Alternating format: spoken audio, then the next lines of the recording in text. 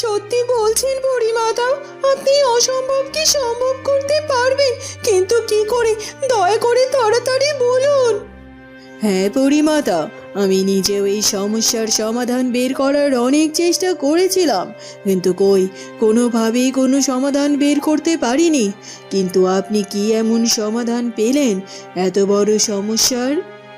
আমি যে সমাধানটা পেয়েছি, এই সমাধানটা যদি কোনোভাবে করতে পারা যায়, তাহলে ফুলপরি যখন খুশি তখন আর মানব রূপে মানব জগতেও ফিরে যেতে পারবে। রাজকুমার প্রতাপের সাথে তার বিচ্ছেদ ঘটবে না। তবে যে সমাধান আছে, আমি বলবো সেই সমাধানটা যে অনেক কঠিন কঠিন সমাধান, সেটা কি রাজপুত্র প্রতাপ করে উঠতে পারবে? যদি যদি এই সমস্যার সত্যি কোনো সমাধান থেকে থাকে, আর সেই সমাধান যত বড় কঠিন সমাধান হোক না কেন, আমি প্রতাপ কথা দিচ্ছি সেই সমস্যার সমাধান করে আমি আমার ফুলপরি এবং আমার মধ্যে থাকা এই বিচ্ছেদটাকে দূর করে দেব। আপনি বলিন পরিমাতা, কি সেই সমাধান? হৃদয় যন্ত্র। তোমাকে ওই হৃদয় যন্ত্রকে নিয়ে এসে পরে রাজ্যে স্থাপন করতে হবে। কি বলছেন কি পরিমাতা? হৃদয় যন্ত্র? যে হৃদয় যন্ত্র আমরা তপস্যা করেও এই পরিরাজ্যে নিয়ে আসতে পারিনি, সেই হৃদয় যন্ত্রকে সাধারণ রাজকুমার কি করে নিয়ে আসবে?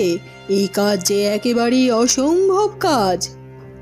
আমি জানি এ কাজ অনেক অসম্ভব কাজ, তবে আমি প্রতাপের মধ্যে যে ভালোবাসার শক্তি দেখেছি, তাতে করে আমার মনে হয় ও ঠিক ওই হৃদয় যন্ত্র হাজির করতে পারবে এই পরিরাজ্যে। তবে এতে করে তার প্রাণ সংশয় আছে। অবশ্য যদি কোনোভাবে সে ওই হৃদয় যন্ত্রকে আনতে ব্যর্থ হয়, তাহলে তাকে মৃত্যুবরণ করতে হবে। না না পরিরানী, যে কাজে প্রাণের ঝুঁকি আছে সে কাজে রাজকুমার প্রতাপকে যেতে হবে না। আর তাছাড়া কোনো দরকার নেই ওই হৃদয় যন্ত্র আনার। আমি যে রাজকুমার প্রতাপের কোনো ক্ষতি হতে দেব না।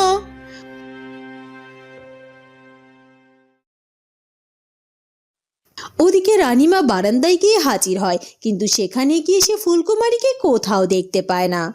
দাসী বলল ফুলকুমারী নাকি বারান্দায় আছে, কিন্তু কই, এখানে তো ফুলকুমারী কোথাও নেই। কোথায় গেল মেয়েটা? ফুলকুমারী, ফুলকুমারী, কোথায় তুমি? ফুলকুমারী, এ কি? ফুলকুমারী তো আমার কথার কোনো সাড়াও দিচ্ছে না। তাহলে তো নিশ্চয়ই ও আশেপাশে নেই। কোথায় গেল তাহলে সে? তাহলে কি সে তার কক্ষে চলে গেছে? তাই হয়তো হবে। আমি বরং ওর কক্ষে গিয়ে ওকে ডেকে আনি। মেয়েটা সারাটা দিন না খেয়ে রয়েছে, তাকে একটু কষ্ট হলেও খাবার খাইয়ে দিতে হবে। আসলে মেয়েটা বড্ড কষ্ট পাচ্ছে, আর আমি তো মা। আমি যাই, ওকে গিয়ে একটু বুঝিয়ে বলি। তখনই দাসী সেখানে চলে আসে। এ কি রে, তুই আবার এখানে এলি কেন? ফুলকুমারী তো বারান্দা নেই, তুই ওর কক্ষ থেকে ওকে ডেকে নিয়ে আয় তো খাবার ঘরে। কিন্তু রানীমা, যুবরানী তো তার কক্ষে নেই। কি বলছিস কি তুই? যুবরানী তার কক্ষে নেই? তুই বললি ও বারান্দায়, কিন্তু বারান্দায় এসে আমি তাকে দেখতে পেলাম না। তাহলে তো তার এখন কক্ষে থাকার কথা। আর খাবার কক্ষের ওদিকেও দেখলাম না। আর তুই বলছিস ও নাকি ওর কক্ষেও নেই। তাহলে কি মেয়েটা রান্নাঘরে গিয়েছে? না না রানীমা, রান্নাঘরে, খাবার করে, এমনকি তার কক্ষের কোথাও নেই। আমি গিয়েছিলাম তাকে সকালে যে খাবারটা দিয়েছিলাম সেই খাবারের থালাটা আনতে, কিন্তু সেখানে গিয়ে তাকে দেখতে পেলাম না। তাই তো বলতে পারছি না সে কোথায় আছে। তাই তো সোজাসুজি আমি এখানে চলে আসলাম, কিন্তু এখানে এসে দেখছি দিনে এখানেও নেই। কি বলছিস কি?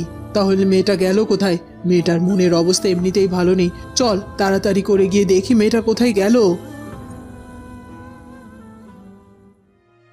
পরি, পরি, তুমি আমাকে আর বাধা দিও না।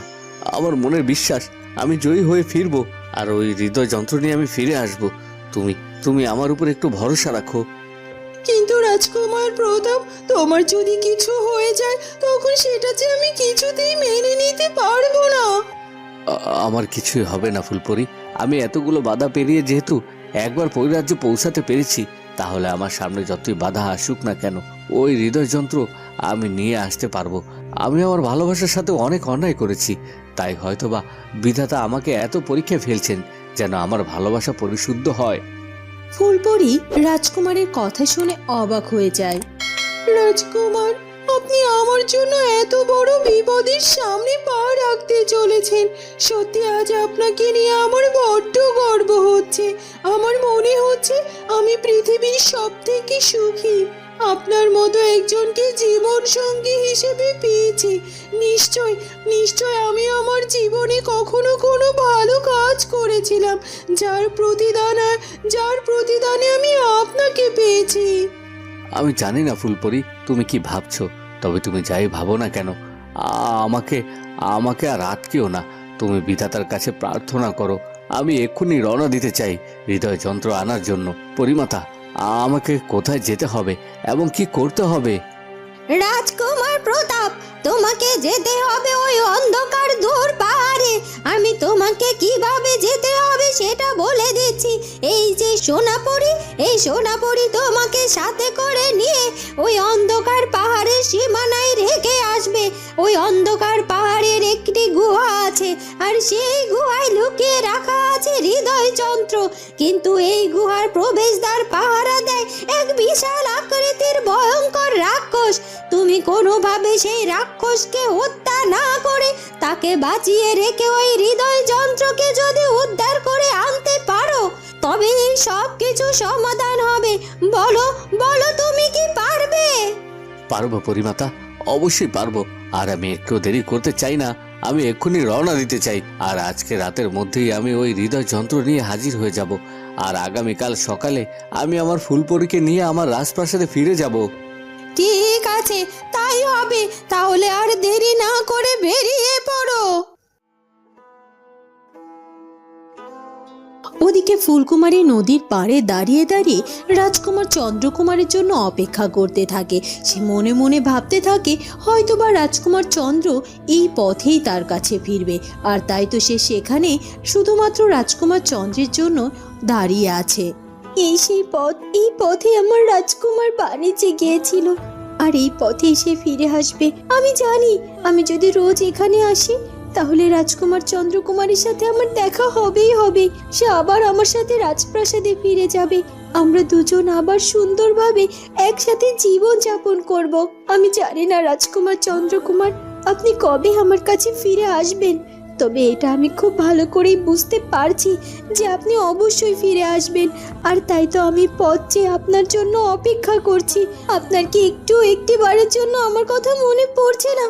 কিন্তু আমি যে আপনাকে ছাড়া থাকতে পারছি না, আমার ভীষণ কষ্ট হচ্ছে। আপনি কি করে আমাকে ভুলে এতটা দিন আমার কাছ থেকে দূরে সরে রয়েছেন? আপনি তো আমাকে বলেছিলেন, আমাকে কথা দিয়েছিলেন যে জীবনে কখনো কোনো দিনও আমাকে ছেড়ে কোথাও যাবেন না। কিন্তু আপনি তো আপনার সে কথা রাখলেন না রাজকুমার চন্দ্রকুমার। আপনি ঠিক আমার কাছ থেকে এতটা দূরে রয়েছেন, এতটা সময় দূরে রয়েছেন, আর আমাকে এভাবে কষ্ট দিচ্ছেন। আর এভাবে দূরে সরে থাকবেন না রাজকুমার, আমাকে আর কষ্ট দেবেন না। ফিরে আসুন, ফিরে আসুন আপনি।